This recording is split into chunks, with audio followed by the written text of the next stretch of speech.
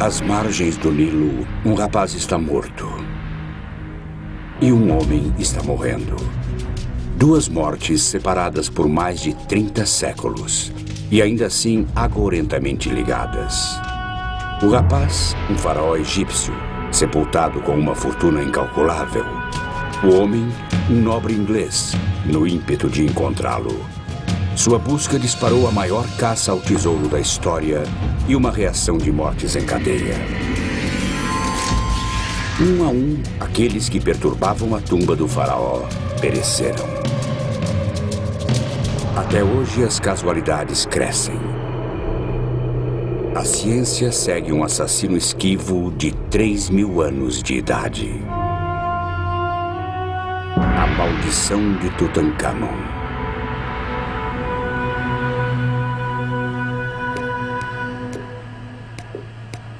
No hospital da Pensilvânia, uma jovem está morrendo de fome. A comida de que ela precisa é oxigênio. Uma simples tosse transformou-se em colapso. Os médicos estão confusos quanto à causa disso. Sem saber, o marido da paciente tem a primeira pista para sua doença desconcertante. Sua origem está a 9.650 quilômetros de distância, numa terra crivada de antigos mistérios.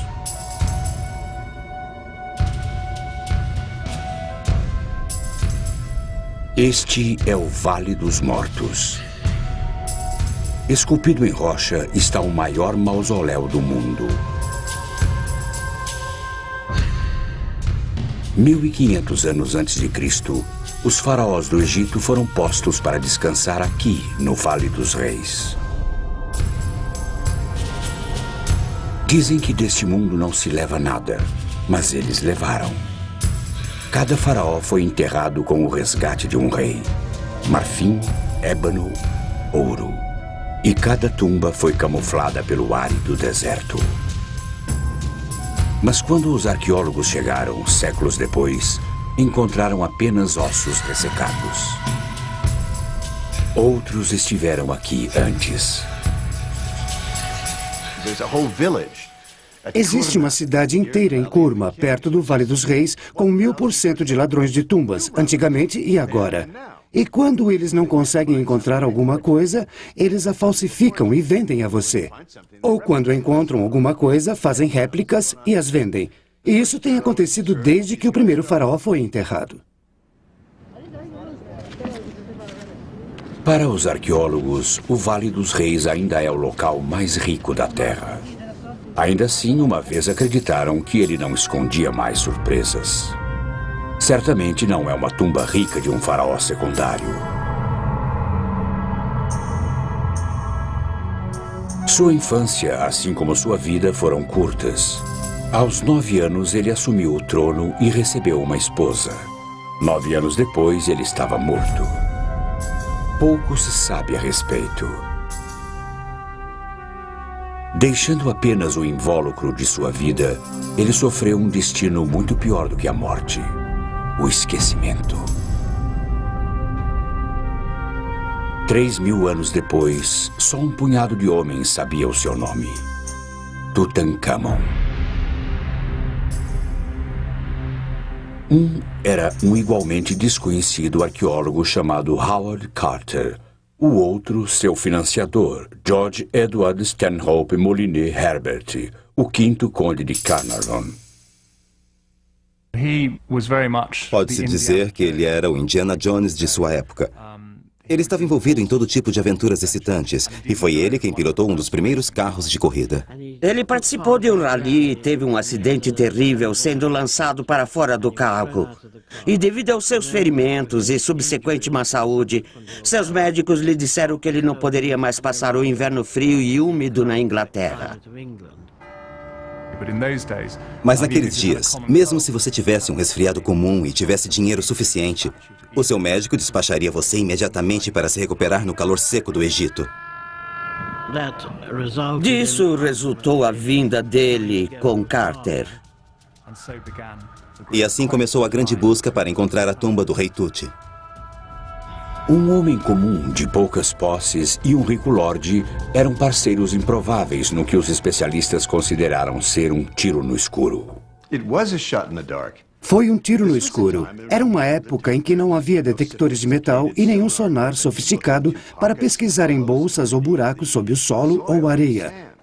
Então, foi um tiro no escuro para todos, menos para Howard Carter. Diferente de seus predecessores, Carter metodicamente escavou o Vale dos Reis metro a metro. E encontrou hectares de desapontamento.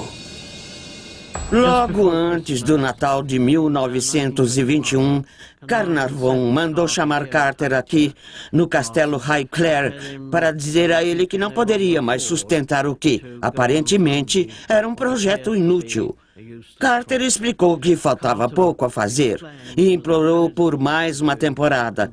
E Carnarvon concordou, mas deixou absolutamente claro de que esta seria a última temporada.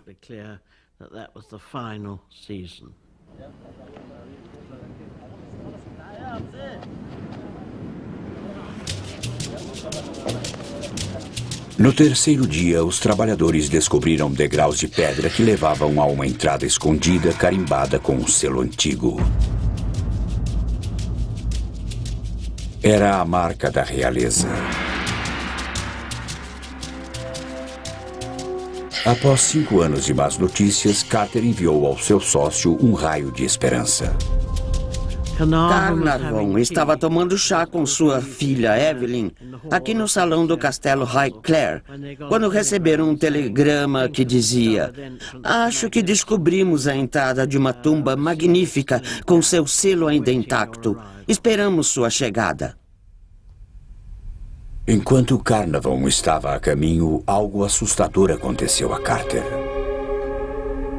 Carter vivia sozinho e, para lhe fazer companhia, tinha comprado um canário. E todos tinham ficado muito curiosos sobre esse pássaro amarelo. E disseram: "Esse maravilhoso pássaro amarelo vai nos levar até a tumba."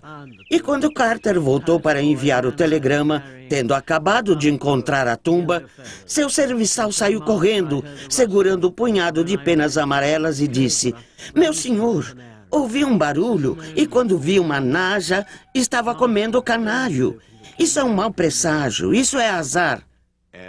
Os trabalhadores naturalmente associaram o fato à naja, que está presente no ornamento de todo faraó, ser o próprio faraó que teria vindo e comido o sinal da esperança, e que seria uma época péssima para todos, as pessoas iriam passar por coisas terríveis e tudo mais. E Carter disse: "Não seja tolo. Apenas assegure-se de que a naja não esteja mais dentro da casa." No anoitecer do dia 26 de novembro de 1922, os trabalhadores tinham escavado uma segunda entrada que levava ao selo de Tutankhamon. Ela também tinha a marca registrada de ladrões, uma área onde a tumba tinha sido invadida. Parecia que Howard Carter estava 3.000 anos atrasado.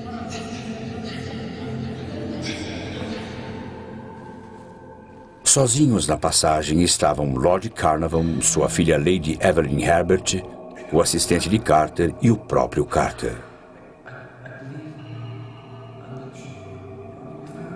Diante dele, a descoberta de sua vida, ou uma tumba para os seus sonhos. Carter prescrutou na escuridão do outro lado.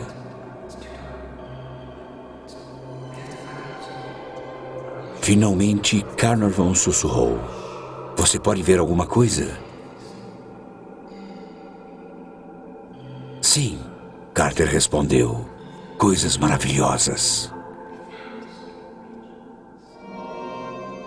A sala toda brilhou e tudo o que brilhava era ouro. Carter estava petrificado. Nunca tínhamos sonhado com nada assim. Um museu inteiro, cheio de objetos, alguns dos quais nunca tínhamos visto iguais. Era impressionante. Nunca houve outro faraó encontrado assim, praticamente intacto. As pessoas têm procurado por eles. Dúzias e dúzias de grandes faraós. O povo mais rico, o povo mais poderoso de toda a história, em condições perfeitas. Estamos falando de coisas que você olha agora e não acredita que tem todos esses milhares de anos de idade. É incrível. Não posso pensar em outra escavação tão boa quanto esta. Nem consigo imaginar.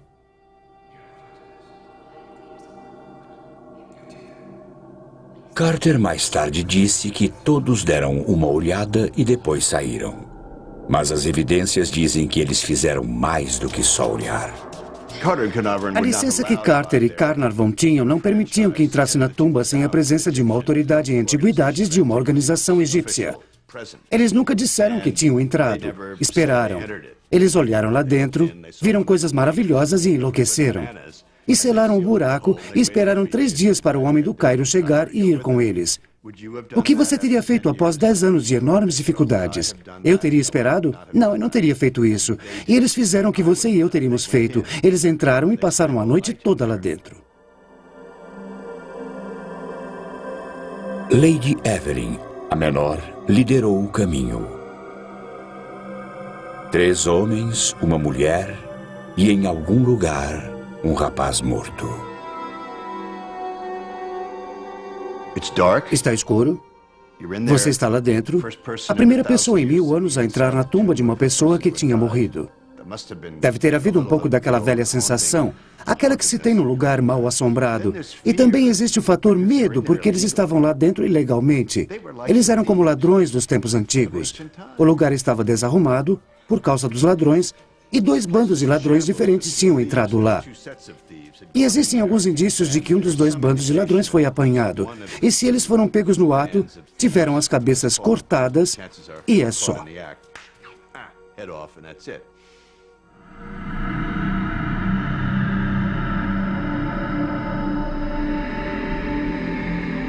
Os descobridores começaram a contar as suas bênçãos. Eles acabariam somando 5.000. A tumba de Tutankhamon foi a maior descoberta da história. Da noite para o dia, Carnarvon, Carter e Tut tornaram-se celebridades.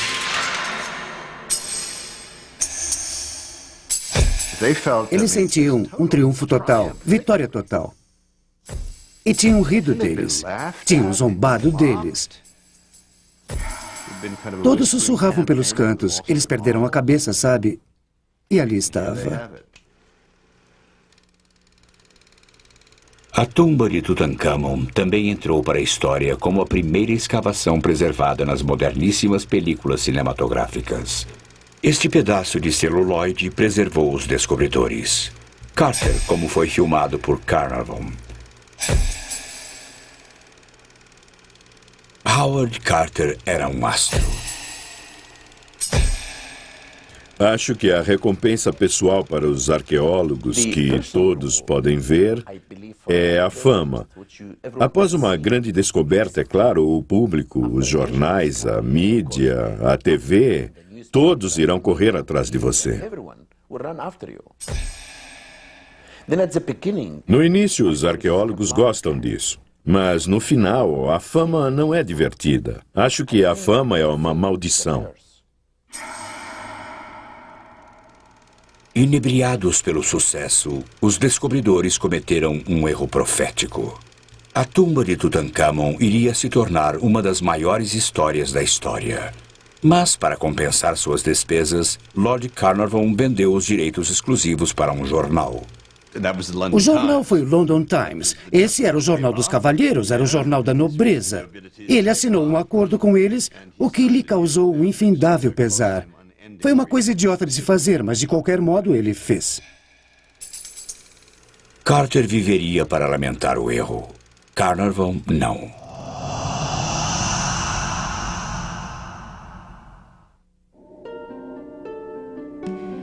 O homem que tinha financiado a procura pelo rei Tut tinha vindo ao Egito inicialmente por sua saúde.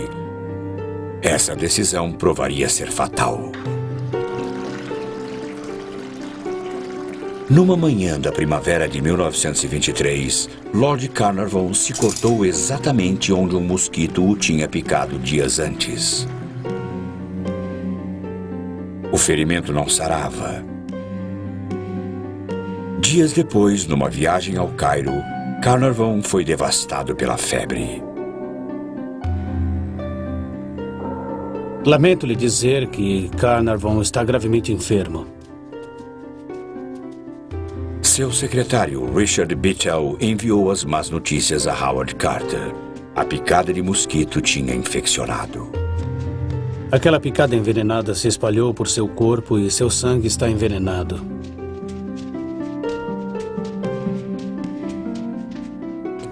Enquanto a febre se transformava em calafrios, a preocupação de Bittell se transformava em medo.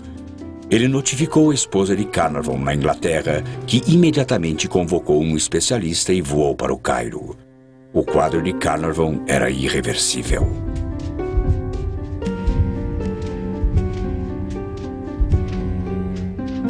No momento que ele morreu, todas as luzes do Cairo se apagaram.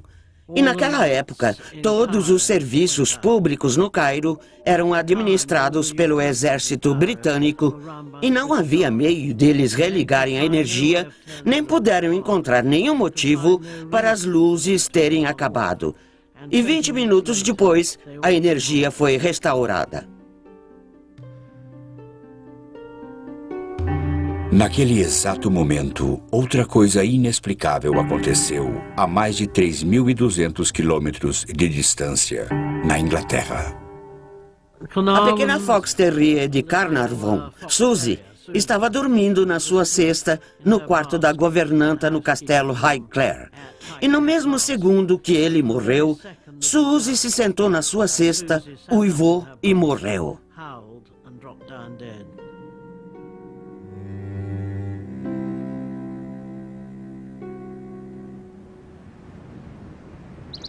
Lady Evelyn enterrou seu pai num morro que dá vista para seu amado Highclere. Ela também pôs sua aventura egípcia para descansar.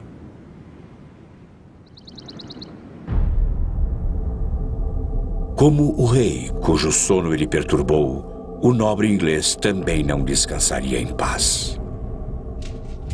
O corpo de Carnarvon ainda não tinha esfriado quando a imprensa mundial deu o nome do culpado. Inscrita na tumba, escreveu um repórter, estava uma maldição que alertava: matarei todos aqueles que cruzarem esta entrada. Um outro jornal relatou uma maldição lugubremente exata: aqueles que penetrarem nesta tumba sagrada logo serão visitados pelas asas da morte. Para Carnarvon, a morte realmente veio voando. Não seria a última vez que um intruso morreria de causas não naturais.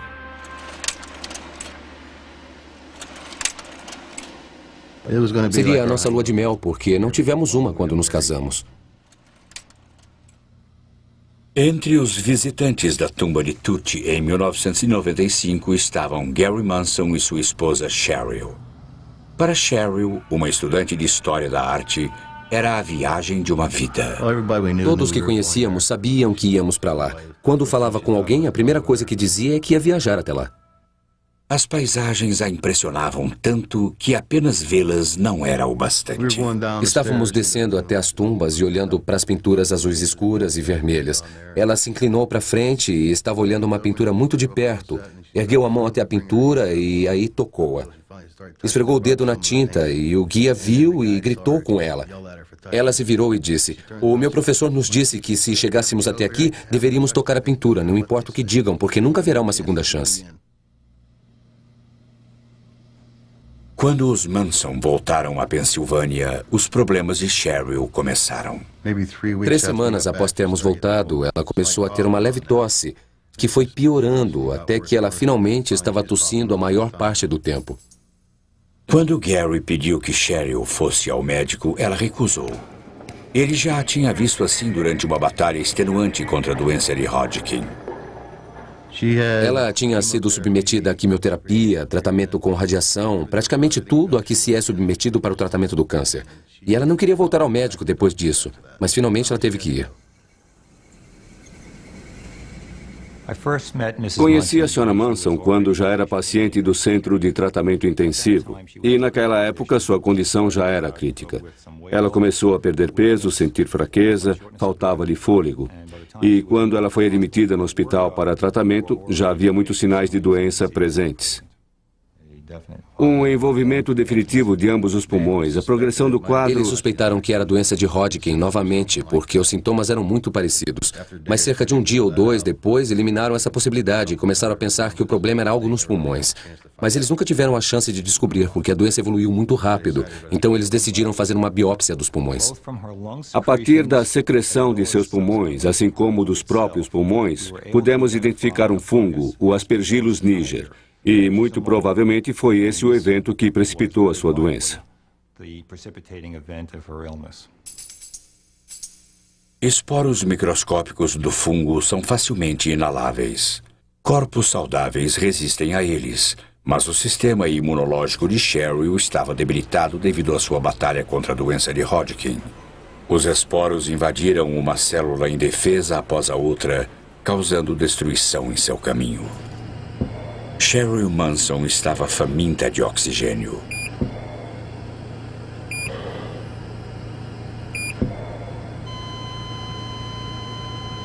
Dez dias após ela ter dado entrada no hospital, seus pulmões falharam. Ela tinha 38 anos de idade. Mas o caso ainda não estava fechado. O mistério era a cena do crime. Onde Cheryl Manson encontrou seu assassino?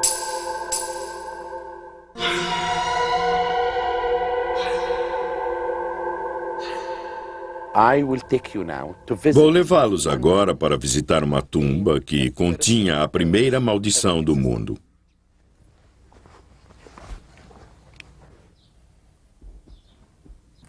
Esta é a tumba de Hesse. Ela data de mais de 4.000 anos e na entrada da tumba existe a inscrição de uma maldição muito interessante. Todos os egípcios, de faraós a camponeses, guardavam suas tumbas com encantamentos e maldições. Mas para qualquer um que penetrar na sua tumba... David Silverman é professor de egiptologia na Universidade da Pensilvânia. Ele já traduziu dúzias de maldições antigas, incluindo a maldição de Hesse, de 4.000 anos. A maldição é uma interdição a qualquer um que entre na tumba e que tenha comido um determinado alimento proibido, como carne de porco ou peixe. Algo impuro ou algo impuro ligado à sua alma. Ou que tenha cometido um ato de impureza sexual, neste caso, adultério. E frequentemente ele fazia amor com todas as mulheres. E se isso acontecia, o indivíduo então podia ser punido na sua vida atual ou no pós-vida. Assim, ele seria julgado perante o grande Deus. Para o professor Silverman, nem toda maldição é acadêmica. Recebi um telefonema de um médico e ele me contou essa história muito interessante e muito infeliz sobre uma mulher que tinha ido com seu marido ao Egito e tinha entrado na tumba do rei Tut. E lá ela acabou pegando um fungo. Na época, sabíamos que tínhamos isolado o Aspergillus niger das amostras que colhemos da Sra. Manson e também sabíamos sobre a sua viagem. Tinha que ter pego algo lá. Então, o que tínhamos de descobrir era se esse fungo também estava presente nas tumbas que ela tinha visitado. É o único lugar de onde podia ter vindo. Assim, telefonamos ao Departamento de Egiptologia da Universidade da Pensilvânia. Eles estavam imaginando que isso tinha algo a ver com a maldição.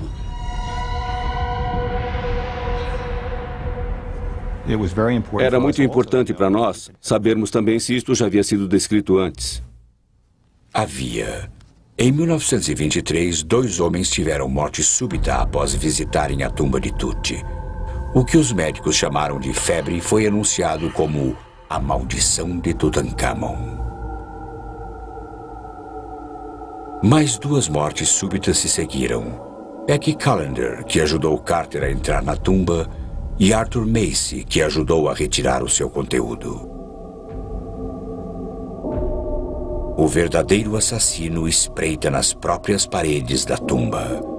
Para Howard Carter, parecia tinta descascada, até que ele olhou de perto. As paredes estão cobertas de um afloramento de fungos marrons, os germes originais que provavelmente foram introduzidos pelo gesso ou pela tinta. E os fungos se alimentaram da umidade do gesso após a câmara ter sido lacrada.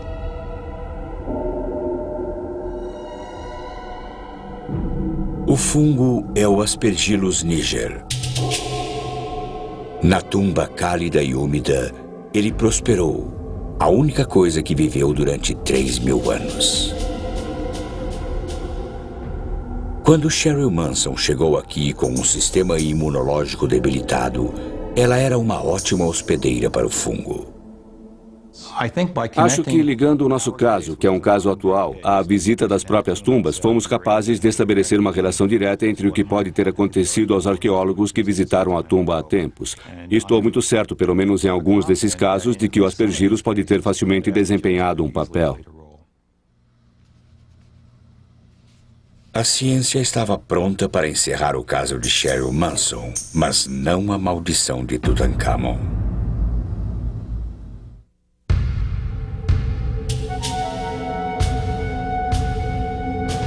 11 de novembro de 1925. No Vale dos Reis do Egito, um rapaz que morreu mais de 1000 anos antes de Cristo está para ressuscitar.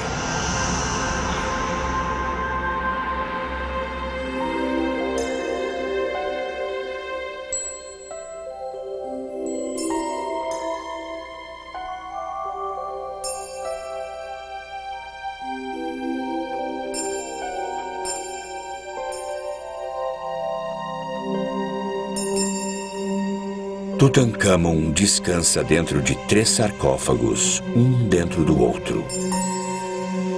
O mais profundo é de quase 136 quilos de ouro maciço.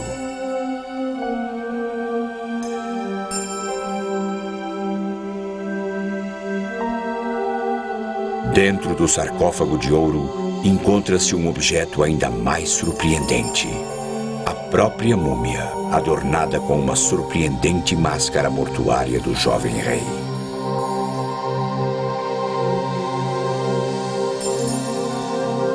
Como representação da figura humana, só algumas das grandes estátuas podem ser comparadas ao seu brilho. Só a máscara de ouro é um dos mais belos objetos de toda a história da humanidade, não só a egípcia.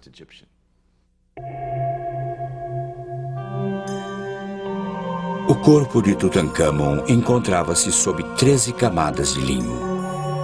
Enquanto Howard Carter as retirava, ele descobriu os preciosos amuletos escondidos no corpo para afastar o mal.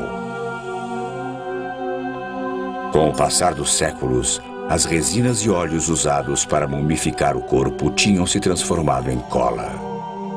Para recuperar os amuletos, Carter realizou uma operação radical. Ele cortou o corpo.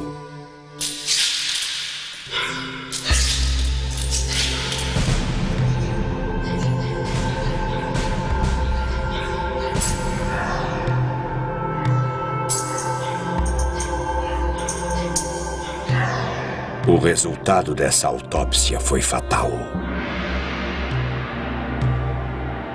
Em 14 dias, 2 participantes do grupo morreram. Até 1927, 6 homens tinham morrido devido a uma única causa aparente: a maldição da múmia.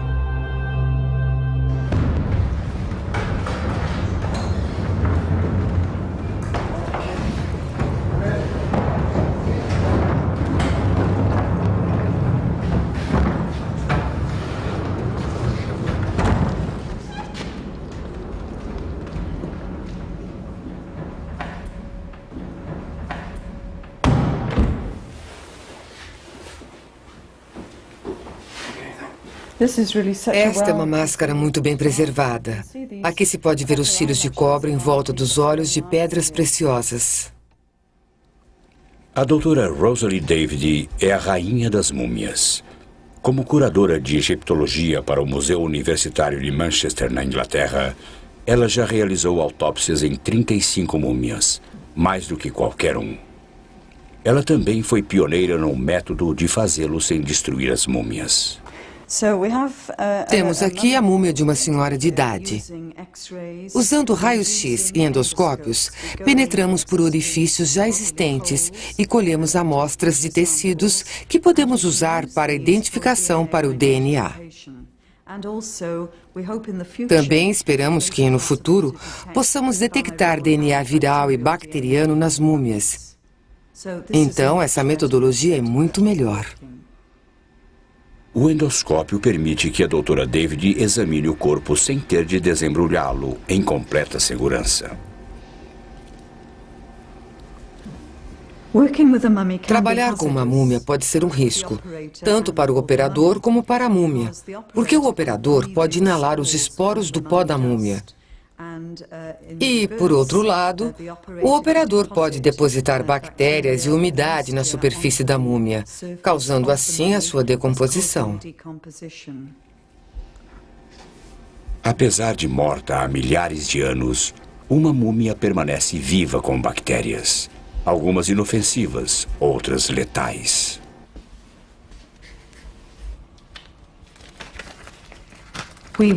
Usamos roupas protetoras quando trabalhamos com as múmias, e isso nos protege contra os esporos de fungos.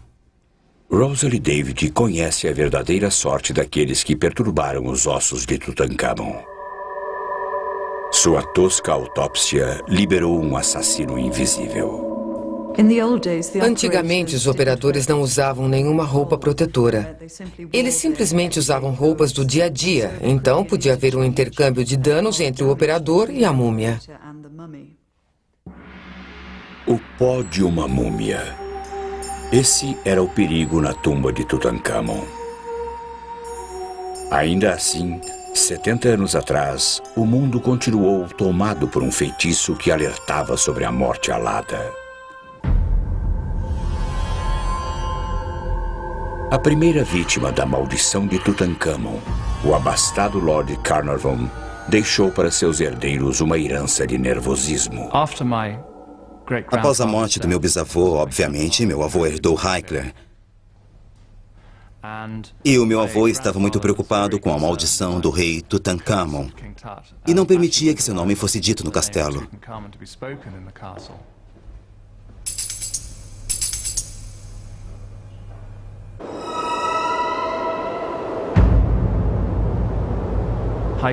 O castelo Hickler, numa noite fria de inverno, pode ser bastante assustador. E se somar a isso a alegada maldição de um faraó, você pode ficar bastante assustado. Muito depois do meu avô ter morrido, tivemos que fazer um inventário do castelo. E é claro, sendo um lugar tão grande, isso levou bastante tempo e finalmente foi terminado. Estávamos reunidos aqui, em família, com Robert Taylor, o mordomo do meu avô, que era um dos grandes mordomos britânicos. E meu pai virou-se para Robert Taylor e disse: "Bem, graças a Deus tudo acabou, Robert." E Robert Taylor virou-se para o meu pai e disse: "Bem, senhor, tudo menos aquelas coisas egípcias." Como você pode imaginar, todos nós ficamos absolutamente surpresos com esse comentário e dissemos: "Bem, que coisas egípcias são essas?" E ele disse: "Bem, se me seguirem, mostrarei a vocês os armários secretos."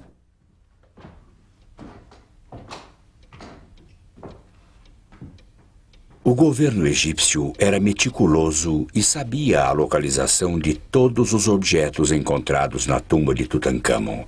Ainda assim, 17 pequenos artefatos tinham sido contrabandeados.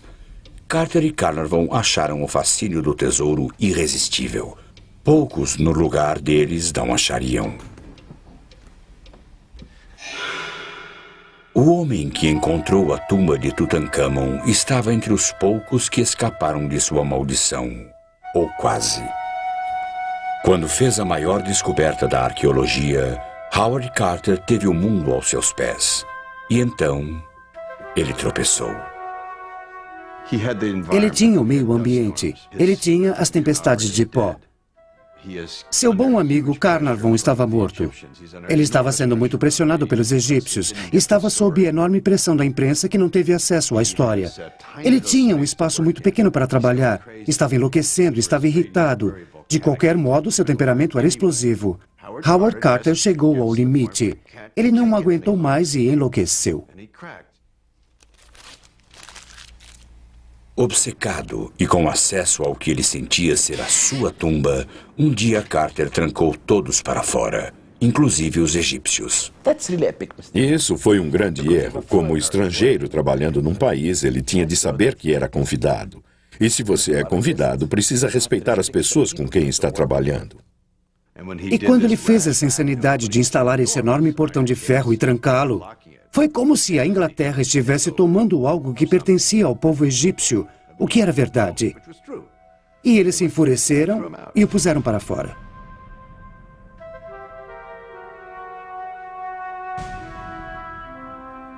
Após um ano de exílio, permitiram que Carter retornasse, mas a um preço terrível. Ele tinha de renunciar ao seu direito ao tesouro de Tutankhamon. O destino o poupou para viver dia após dia com o tesouro que ele encontrou, mas que nunca poderia possuir. Talvez a maldição definitiva. Carter passou a década seguinte no Vale dos Reis catalogando as 5.000 peças maravilhosas de Tut. No dia 2 de março de 1939, aos 65 anos, ele morreu de causas naturais.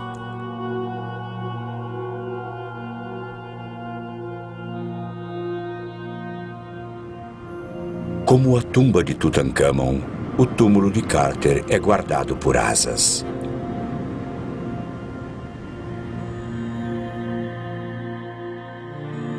Antes de morrer, Carter ressarciu Tutankhamon. Os ossos do faraó foram remendados e deixaram que ele descansasse em sua tumba. Mas ele não descansaria.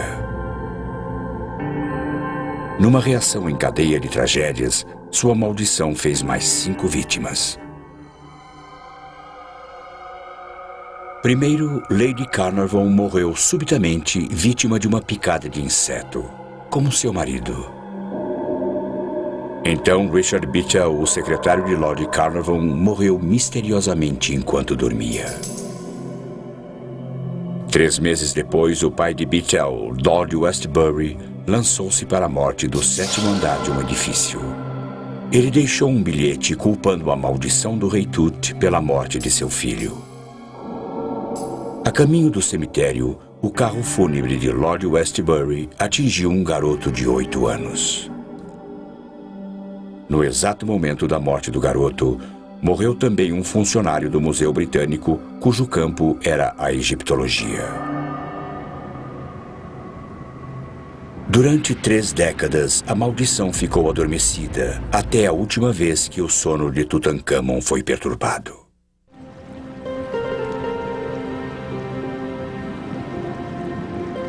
Perto das margens do Nilo, o faraó Tutankhamon foi enterrado com 5.000 peças de valor inestimável. Seus tesouros reais deveriam acompanhá-lo na sua jornada para o pós-vida. Em vez disso, eles fizeram um desvio. Na década de 70, o Egito cedeu a uma exigência popular e enviou muitas das relíquias de Tut numa turnê mundial. O diretor de antiguidades do Egito sonhou que morreria se os tesouros deixassem o país. 3 meses depois, num acidente de carro, ele foi a 25ª vítima da maldição de Tut. No mesmo dia em que a máscara de Tut foi preparada para ser levada a Londres, uma autoridade egípcia que zombou da maldição morreu de ataque cardíaco. Entre os excursionistas, quando o tesouro chegou a Londres, estava Lady Evelyn Herbert, a primeira pessoa a entrar na tumba de Tut. Minha mãe nunca tinha visto o sarcófago principal, porque não tinha chegado àquela câmara em especial antes do pai dela morrer.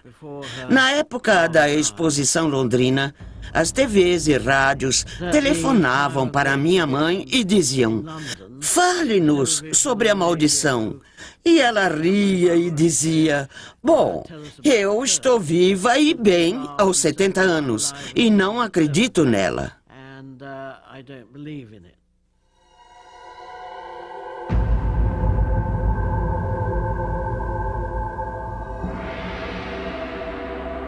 Acho que foi uma época muito emocionante, provavelmente traumática e estressante, porque ela estava vendo as coisas que ela percebeu que seu pai nunca tinha visto, após tantos anos de esforços. E saindo do museu, provavelmente na sua 5ª visita, ela sofreu um grande derrame e ficou paralisada. Mas é claro que isso poderia facilmente ter sido uma coincidência e ter acontecido devido ao estresse e ao trauma.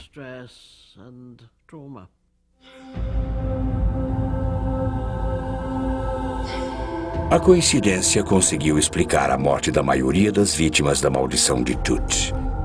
Para explicar as outras, a ciência voltou para dar uma olhada mais de perto. Nenhuma das inscrições da tumba podem ser consideradas uma maldição. Então, o que consideraríamos, ou como egiptólogo, o que eu consideraria uma maldição, não ocorre na tumba do rei Tut.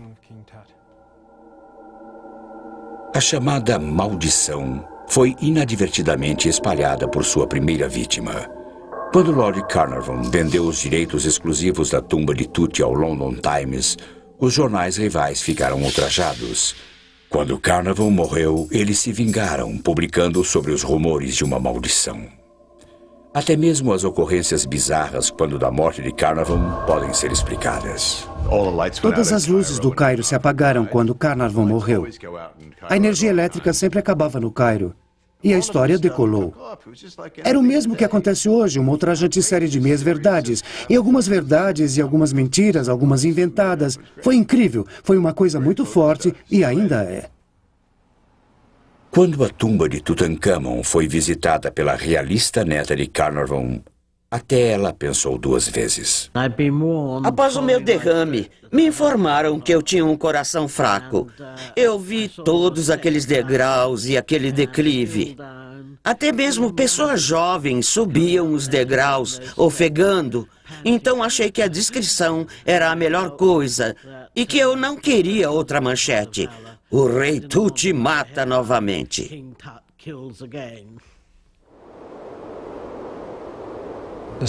O filho de Lord Carnarvon disse que ele realmente não acreditava na maldição, mas também disse que não havia maneira de explicar muitas das coisas que aconteciam, e isso tem mantido a maldição viva.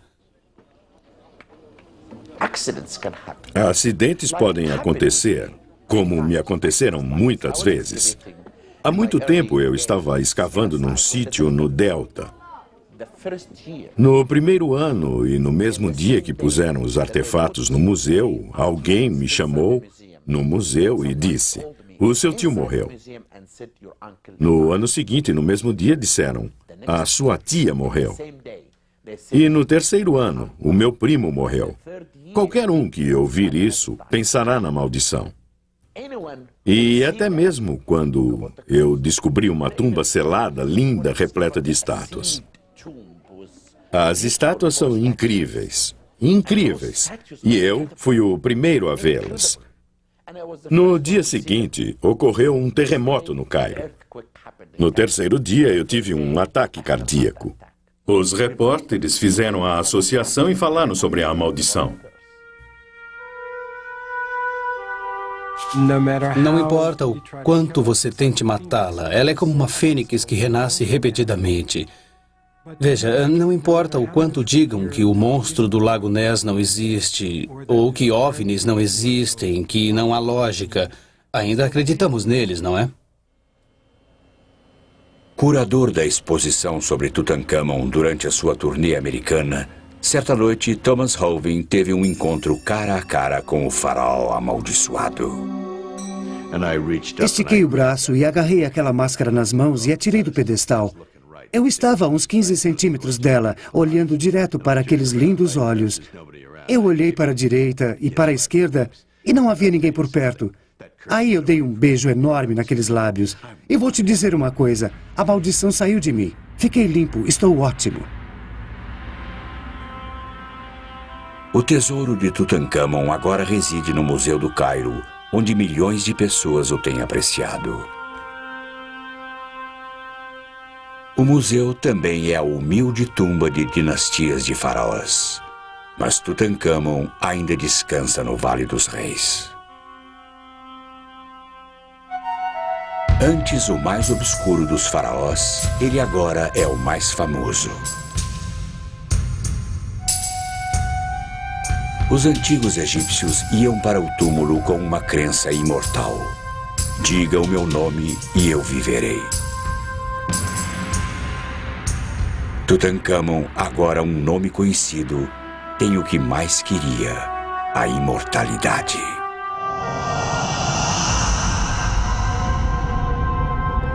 Ele deve a imortalidade aos mesmos homens que perturbaram a sua tumba. Eles também deixaram para Tutancâmon o tipo de proteção que outros faraós matariam para ter. Uma maldição que faria até os mais céticos prudentes.